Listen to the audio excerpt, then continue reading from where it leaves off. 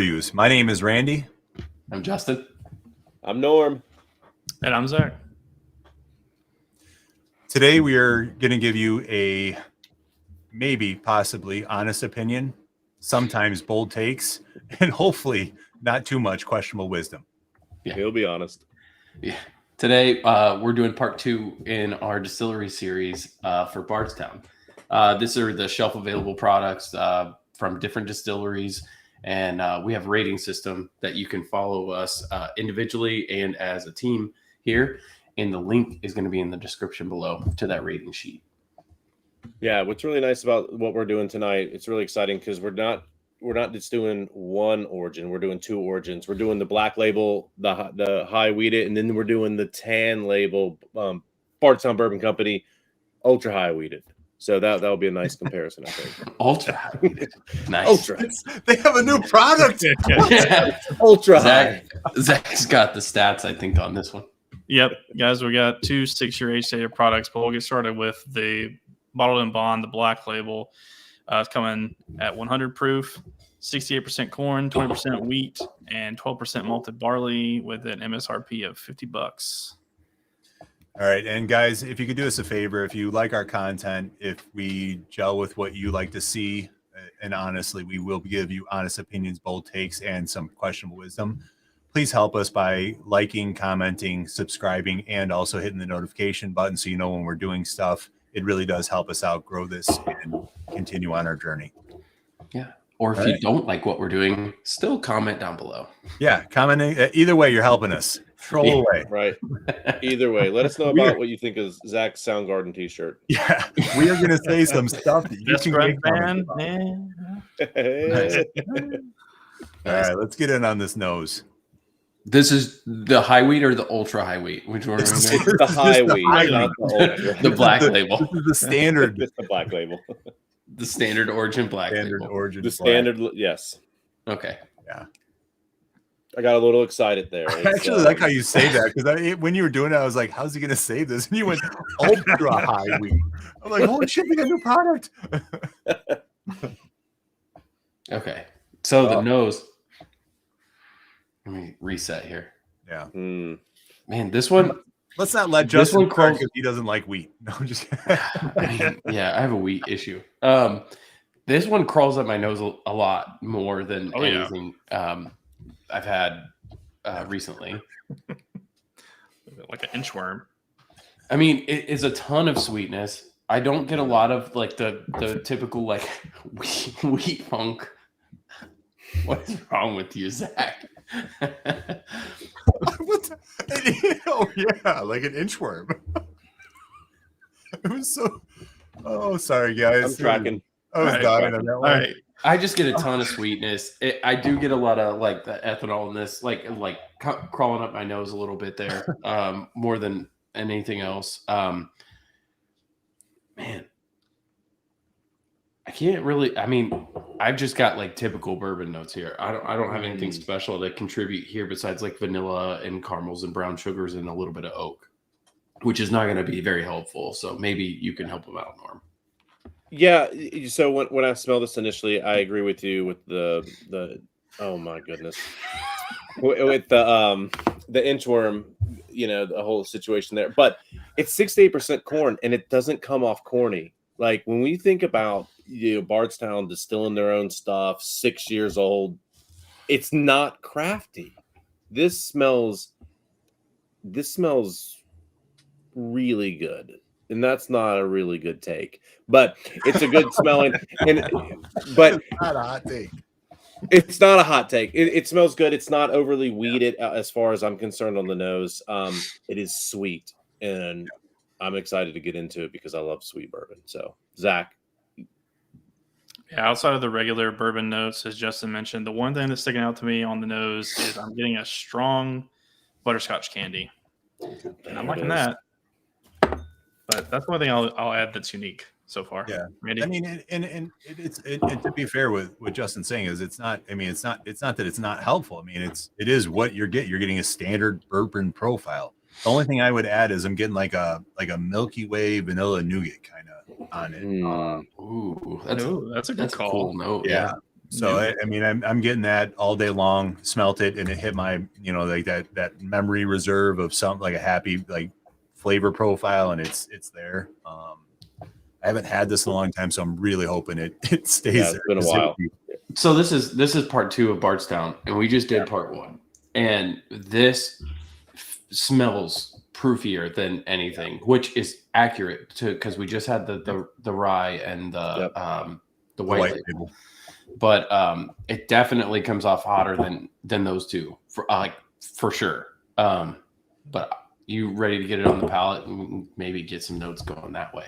Yeah, absolutely. Yeah, I'll find something better than good bourbon. Cheers. Right for this Milky Way, guys.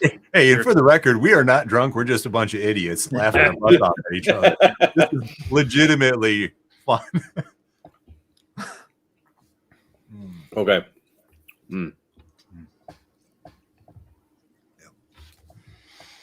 So I'm going to kick it off. It is your stereotypical bourbon, sweet finish. The wheat or funk is there in the back end for me. It's not as, and this is how I remembered it. And like I said, I haven't had this in a very hot minute. The nose similar to the rye. I want that sweeter. I want that to continue on, and it's kind of just good. It has your typical profiles. I wanted that sweet vanilla nougat to be there, not there. But not bad, just not. I wanted it to stay with that sweet. I wanted it to drive that home. But definitely the good pour. Justin, what do you got? So for me, I've got just like the oak is not overpowering. It's just really barely there. It's really light oak flavor. And then I get like it's like a caramel chew candy, but it's not like a overly sweet one. And it comes in, it feels pretty balanced across the whole palate and everything. The viscosity is fine. Nothing crazy. It's not thin. And if I feel like it gets the whole palate, except it kind of misses the finish for me.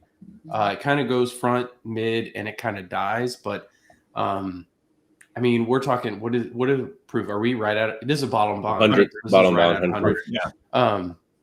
I mean, I would like just a slight more finish, but I don't get like any kind of wheat funk. It's pretty enjoyable, but it's not to me anything special. But Norm, I'll pass it off to you. You're really influencing me here. No, it's interesting because this is part 2 of our distillery series, right? So when this dropped with the Origin series, the white label, and now the black label, and now there are two more since then, the rye and the tan. When I think wheat, I think sweet, and this does not live up to that. Yeah. This doesn't have the sweetness like the Origin's white label did, which is a bit of a letdown as far as it tastes. But that's comparing. If I wasn't comparing, I am getting quintessential bourbon flavors here.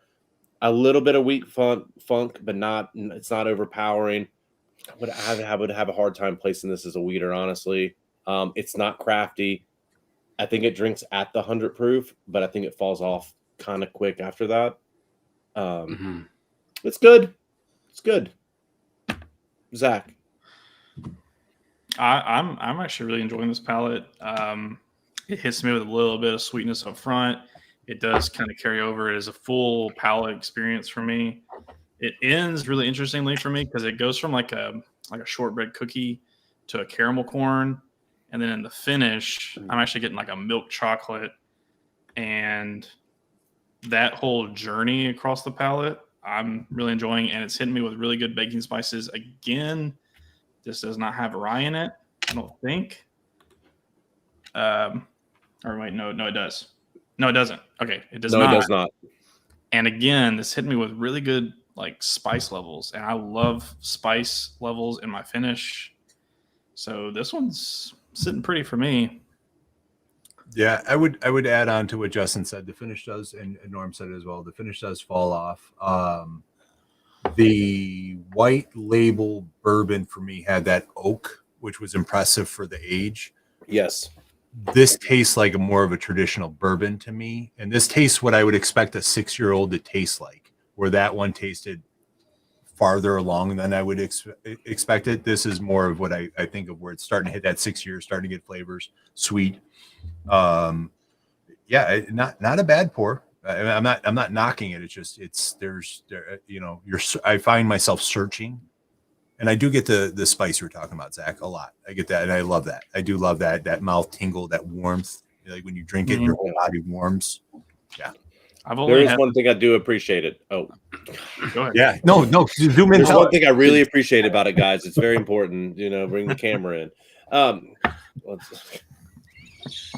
Well, tell us. One thing I really appreciate about it, and Zach did say it, there is this kettle corn to it that is oh yeah, that it's there, but it's not like some kettle corns are just overly sweet. It's not overly sweet. I can't appreciate that about this. I think I'm getting that, and I like that about that. So you would like it a little bit sweeter, right, Norm?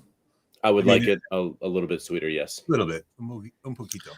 My experience with this bottle, this is only the second time I've had it. The only other time I've had it is in a semi-blind against, it was white label, black label, Blanton's Gold, and maybe Blanton's single barrel. And black label won the blind for me. Wow. I think that would hold true for me still, based on the Blanton's Gold and the Blanton single barrels I've had.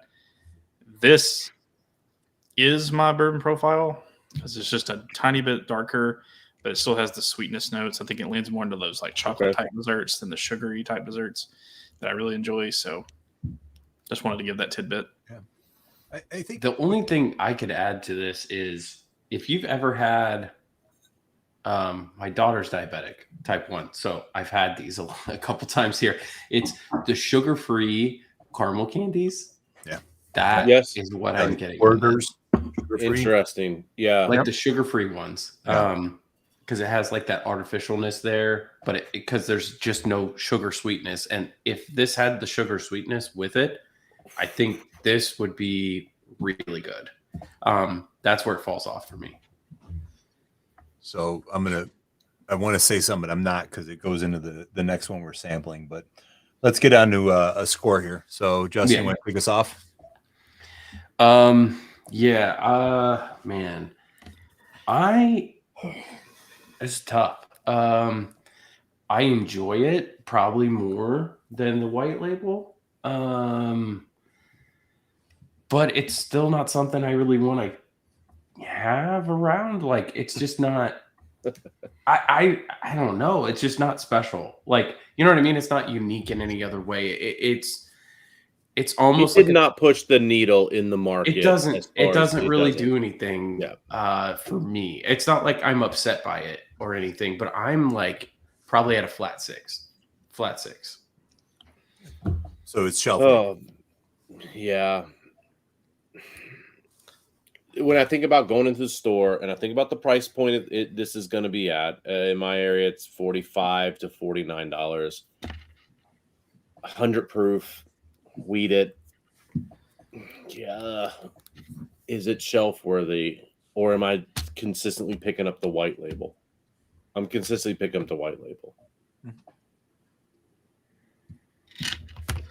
I think I've already kind of leaned into my rating for this. I like it more than Blanton's Gold. That's $150 bottle. I'm going to give it a flat 7. I think it's a hello there for me. This is right down the plate for me. When it comes to bourbon, like, this is what I want to elevate off of for a higher level pour. I want to take this as the base and I want to add to that. But this is what I want to be the throughput that everything builds on top of. Norm, what was your score? You didn't give one.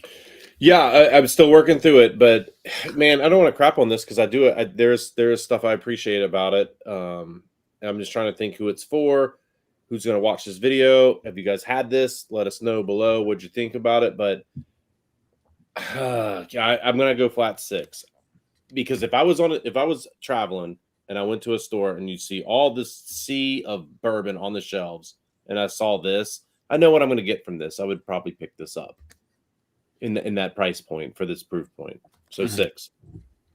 So with the caveat of knowing what we're sampling next, I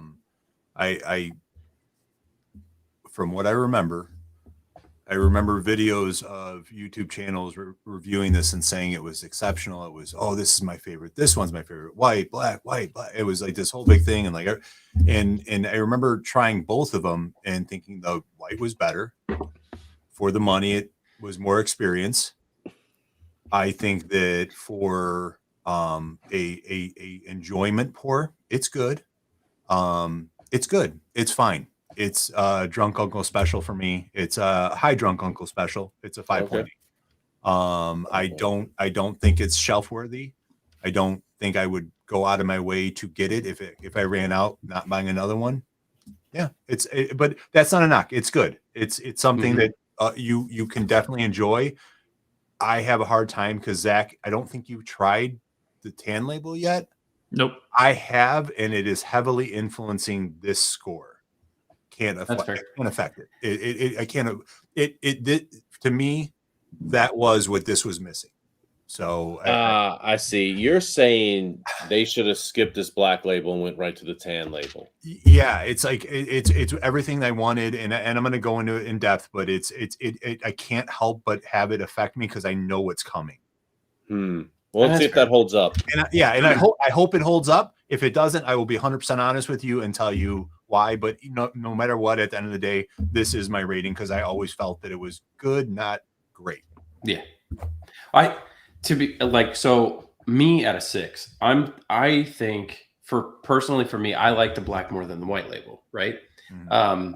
Just preference. I think Zach's kind of with me there. But as far as that goes, like to me, the price point, the proof point, this is something I think would be a good introductory whiskey to somebody that wants like, hey, this is what Bardstown has. This is the 100 proof. I think you could drink this neat. I think you could drink this on ice. If you're starting, I think this is a great, well-rounded pour as far as that goes.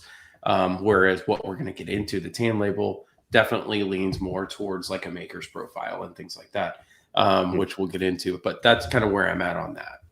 So I have a question. I don't want to make this go too long, but you said something in it. And so when I think of like introducing somebody into a weeder, this is what this is.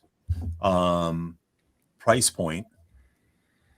Like, I feel like for me, there's something missing to where I don't know if I justify $50 when they can go, if they want to try a good weeder. I know this is not going to be popular, but I can tell them to go try a Weller Special Reserve before the tan came out. I'm gonna preface that. They can't find that, Randy. I mean, it's everywhere right now. It's on shelves everywhere. Not in North Carolina. Man, okay, in Chicago, come visit me. I'll get you a bottle, and it's going to be about $30. Like literally, they're sitting on shelves for like $25 to $30. Well, as we progress into this distillery series, we're going to do the tan. It would be interesting just to see where we are on which one we would actually prefer, and then I would love to see a weeded blind on this one day. I mean, you never know what might be coming your way in a blind, so you never know. Yeah, you never know for sure. All right, let's get in on the sample number 2. Zach, the ultra high wheat, the ultra high wheat origins. All right, guys, we got a 6-year product again, bumping the proof up just a little bit. 106 proof this time, 53% corn, 39% wheat, and 8% malted barley. So we're bumping the malted barley down 4%, and we're jumping that wheat up 19%, and the corn is dropping 15%. Again, MSRP is $50 on this, so same price as the black label. So that'll be a really good comparison. This will be my first time trying it, so I hope to be enlightened as you guys have been. Yeah, Randy, you want to get started on the nose? Let me nose it first. So, yeah, I mean, this is it's what I remember. So it comes across much sweeter. I get much more depth in caramel. I get much more depth in vanilla nougat. I get a burst, higher proof, fair enough. I'm getting more of a burst in my nose. It's traveling. It is, man. It's honestly, it's just enjoyable. It's exactly what I remember it being. I remember nosing this the first time when I cracked it when it came out and thinking like I need more of these. So for me, it definitely come across sweeter for sure, 100% sweeter. I get the wheat funk now where I wasn't getting it on the black label. That is, and I'm Ultra getting wheat. more proof. Wheat. I'm getting more proof. Oh, give me that. Oh, ultra. is it the wheat? Give me ultra wheat. The ultra wheat. Well, it's Like ultra. Michelob Ultra. Yeah, I mean that's why it's ultra wheat. That's That's how Michelob. you get the funk. It's leaning more caramel, but more like of the sugary caramel than the black label was giving me. So yeah. Storming over. This is what the black label wants to grow up to be. They made some adjustments. Tell me when you and Zach hasn't had this bottle, but Randy, tell me when you got this bottle, you opened it, you had it, and then you started immediately blinding against 107. Yeah. I mean, that's what people did. And then stores are like, this is the 107 killer, and this and that, and another thing. And I'm just like, I don't want to hear that noise. What I want to understand in my own experience for this, and when I'm experienced today, it is the nose is a hello there. I know we're not going to rank the nose, but that's what it is for me. I smelled this. I'm like, hello. You know, I'm into it. The wheat comes off good. I think you really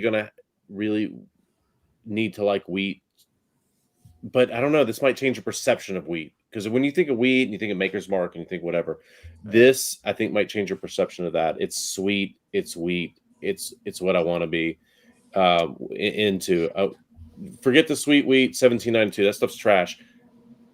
Spoiler alert. This is where you want to be. This is available. Yeah, it's a shelfer. It is. Zach, what do you got for the nose? So yeah, what Justin said. This is the first wheat pour in our distillery series. We've had a few wheaters, but this is the first one that's coming across like, all right, that's a wheater on the nose. It's nailing it. It's getting that wheat funk, that farmhousiness, the hay, the grass, whatever. Well, not grass, but the hay, but this one does have a nice creaminess to it that I don't always get with a lot of things, and still getting the inchworm effect is in full power here, going right up the nose. So yeah, we'll see. Yeah, and I mean, to Norm's point, before we get on the palate, this was something when it came out.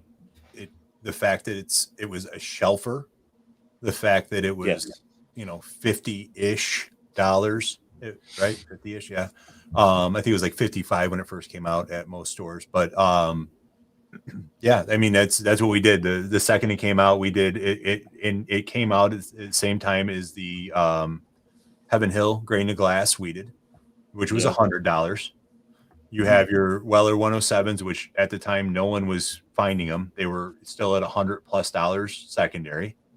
And for a bottle to come out, and again, doesn't matter if it beat it or not, but to be able to be put in a blind at $55 with two bottles that were $100, not talking SRP for 107. We did many blinds in my basement, including Weller Full Proof, including 107, including Grain and Glass, and every time this was more preferred because of the profile. It met more people's profiles across the board. So, all right. See if it meets That that said, let's expectation get this or on not. the Dig in, guys. Cheers. Cheers, guys. Cheers.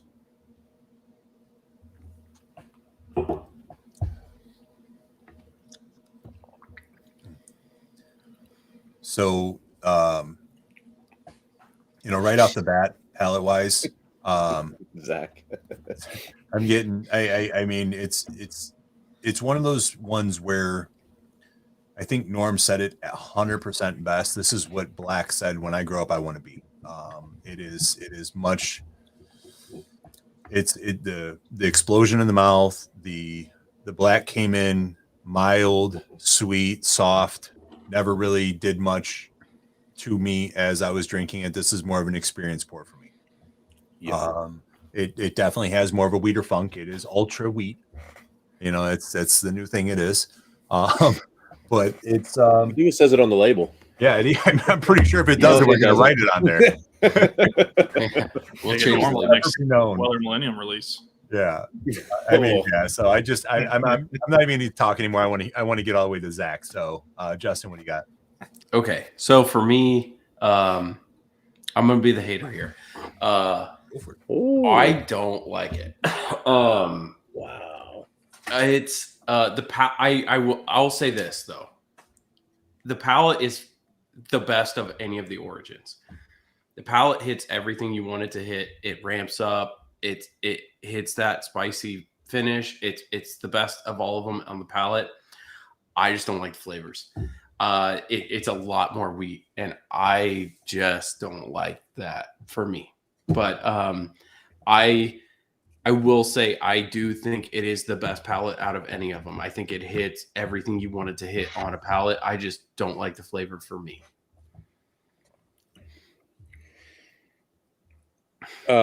Justin, do you like 107? No. Okay. Yeah. All right. No, I mean that checks out. I like it so much my shirt even likes it. Got a little sip. Get a pour, huh? I got a little pour. No, I think listen, I walked into a store today, this is April 2025. This was on the shelf and it was $48. And this not just scratches an itch as far as the weeder market's concerned. I think it's filling a gap. It is giving the people something that they want as far as that's concerned. People are going to chase and they're going to do all the things and pay probably double. The sweetness of this, the wheat that it brings, you're going to need to like wheat. I think just to say that if you don't like these other ones, you're not going to enjoy this as much, I don't think. But it does bring something else to the table. It brings that sweetness to the table. They're putting out 106 proof at $48. I mean, this might be my favorite out of the Origin series. Out of the 4 they put out, this is probably my favorite. I'm dying for this. Zach, what do you got? This one definitely has the strongest wheat profile, as Justin said. I'm getting like a very nice, thin, watery caramel sweetness. I'm really enjoying it. It is brighter. It is absolutely a brighter pour than the Black Label. Right. And sometimes I lean that way, sometimes I don't. And I definitely recognize I haven't had Weller 107 in a while. I want to say it definitely gives me those vibes. And I absolutely would recommend people try this alongside that. And, if it fits your bill that you want for 107, this is absolutely 100% a great substitute. Tonight, I am still preferring the darker profile I was getting off of the Black Label. Yeah. So that's where I'm at, but it's close. Yeah. It's two sides of a coin. Yeah, and I think the under 7 proof points is a lot. I mean, it's when you're sipping something. So I mean, when you're comparing 100 proof to 107. I mean, 107 is a good sweet spot. So it does make it's kind of a little unfair. I wonder what Black could have been at 107. This is 106. 106. Oh, yeah. 106. Sorry. I've got 107 in my head. But yeah, so I mean, I definitely think it helps it. The proof makes it explode in your mouth. I mean, I see it. It says ultra wheat. That's crazy. Ultra wheat. All right. Are you guys ready to get into your scores? Yeah, I was gonna say you want to put the ratings up there. Right there, dude. Catch up. So come on. I'll start because I'm the hater here, but I still will recognize I recognize that I don't like wheat usually, especially high wheat. I just don't. But I think it is the best palate of all of the Origin series. This would be, I think, if 107 is not gettable except for secondary for me. This is cheaper. I think this is something that is shelf worthy. I think it's right at a 6 for me that I would keep on the bar for people who want the equivalent to 107. It's not my preferred thing, but I recognize the palate and everything is fantastic. I just wish I liked it. I'm not a wheat person, but I'm going to give it a 6 because I can just recognize how good the palate is. So outside of that, I'm just at a 6. All right. So I have thoughts, and I want to clarify something, but actually, I'd like to know what you guys think below. Like, how often are you chasing Weller? How much are you seeing it for, and all this stuff? This is not a Weller killer. Like, it's only a killer because it's on the shelf. Weller's not on the shelf. Like, let's be honest. And you can do your blinds and you do all that stuff with it, but I would like to know how often you're seeing Weller and what the price is. This is gonna be $50 max in my area anyway. So when I drink this, going through this Bardstown series, 6-year product, ultra wheat, what they're doing here, it's ranking probably the highest that I think I'm going to give out of these Origin series. And from the nose, from a hello there, that continues onto the palate, that continues onto my shirt. It's a 7.2. Okay. As I said, this is close to me. Obviously, the finish is better here than the Black Label. It's longer. It's got more spice. I appreciate that. It is the better finish of the two that we're comparing today. I am still preferring the palate on the Black Label. It is kind of a tough line to draw.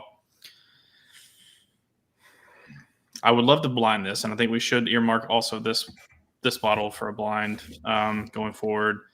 Definitely want to kind of level set it against some of the other weeders I've had, similar proof points. 107 obviously being, the clear and obvious competitor for this, but there's others out there. Yeah,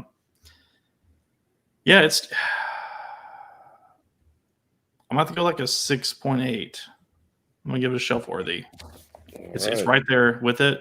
I'm gonna have to give it a knock just because I do prefer the Black Label. I gave the Black Label a 7, so that's where I'm at tonight.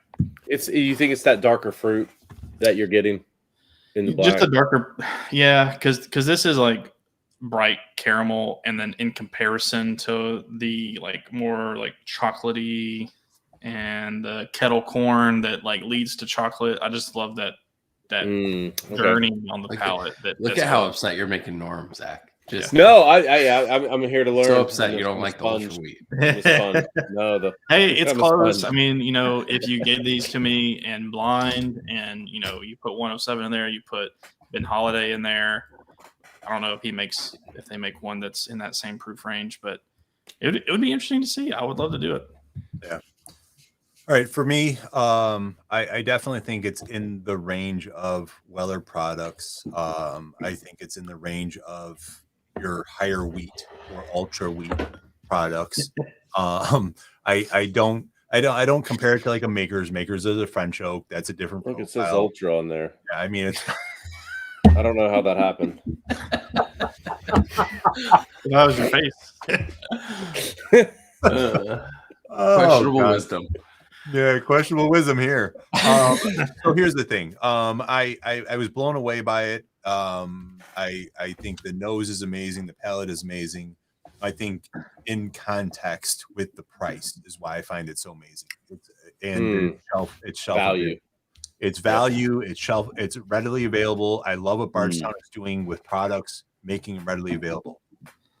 However, I wish the rye standard shelf had the same finish, robustness that this had, because it would make that nose match, and it would be again, single barrels, get it, totally different picks, whatever. That's where it's missing. Again, it's when I think of what it is, it's definitely shelf worthy. It's not, I wouldn't say it's a hello there, just because, again, I don't put Weller, I don't put those on this like pinnacle of like wheat. I think they're great. I think this is a great beginner pour that will make people love drinking. It takes something like, you take the Black Label, you take this tan label, it teaches them a little bit of the different profiles at a very reasonable cost, and that's what it is for me. So I'm going to go 6.8. Same as Zach. It's okay. It's almost at a hello there.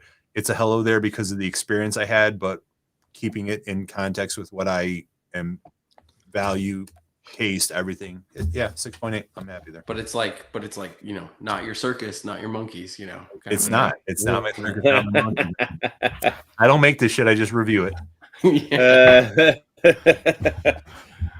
But no, Hey, I great think, video, guys. I think Great value discussion. wise, yeah, I think value wise, like this whole to close out the distillery series for Bardstown, I think value wise, For I mean, now. I think, yeah, yeah, the for Bardstown in general, I mean, the rye I think is our lowest of all of them, but I mean, like Weakest link. overall, I think that's a great lineup, and it's a great what you mentioned before about getting the mini bottles, Yeah. trying them. I think that's a great thing for somebody new to try and kind of hone in on kind of what they like, because it ranges. Introduces some wheat to ultra wheat, rye, and they get there. So I think that's great. I mean, bottles are big enough. You could do a multi-group pour. You can do a blind together. You can see what you do and don't like. Don't do it. Don't try them based on what they are. Pour them blind. Enjoy that. See which one you like without influence of what we're saying, and then see who you line up with. Yes. As we're doing this, that's why we're doing these videos. Yeah, and then check it against the rating sheet in the description down below after you comment and like will and be there. subscribe and everything, because we need that. Time it up. Help us out, and then we'll have a link for our Discord as well. So come visit us and see what we're about. Oh yeah, for sure. And get in the Discord. What we're building a big community. Yeah, so a free big community. Yeah, that too. Cool. Big part of that. Okay. All right, guys. Great video. I think with that, right, we're gonna close out. Yes, sir. Say it, okay, guys. Until next time. Get spirited. Stay spirited. Spirited. See ya. Cheers. Take care.